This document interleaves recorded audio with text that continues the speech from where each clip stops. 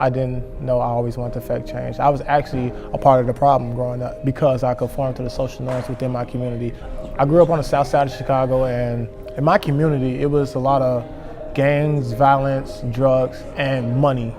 And so those are the things that I value growing up. My first form of education is what I saw around me. So that became my reality. When I was 19 and I hit my breaking point, that's when I really understood how I received that conditioned mindset to think a certain way, to behave a certain way, and how that was systemically placed upon me. I realized this is wrong.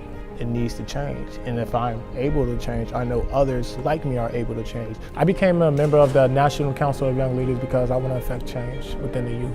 One issue I'm really passionate about is about raising consciousness about systemic racism. I worked at a law firm, and people I work with, they were not bad people, they were not racist people, but they didn't believe in systemic racism. They didn't believe that was even a thing. It's you have to educate people because this is a real thing. I see systemic racism in how we teach our kids.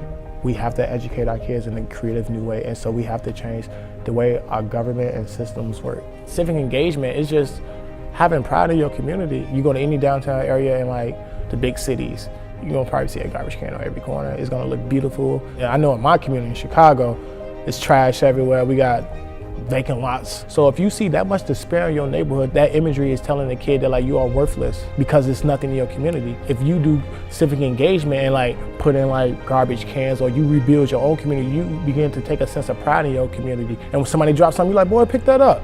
You know we just put them garbage cans, you know we just did this. And the community united, we can hold each other accountable for the violence that's happening in our community. So I'm just about spreading knowledge and planting seeds. And one day I'm pretty sure it will blossom, and then they will be able to affect change, and then it becomes a ripple effect.